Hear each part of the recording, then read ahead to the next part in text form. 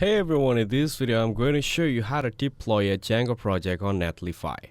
Netlify doesn't natively support Django. Find on Backend, consider Render, Railway, or Heroku instead.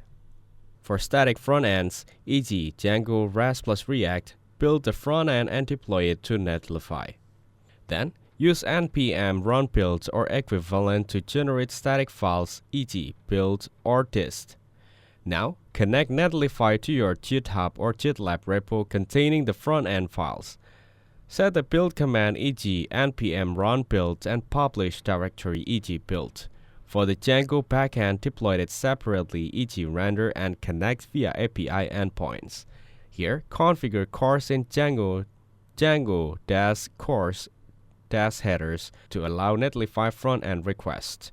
Set environment variables e.g. API_space_URL in Netlify for front-end backend linking. Deploy. Netlify serves the front-end, which Django runs elsewhere. Update DNS if needed. Thank you everyone for watching this video. Hope you got some value. Make sure to like the video and subscribe. Goodbye.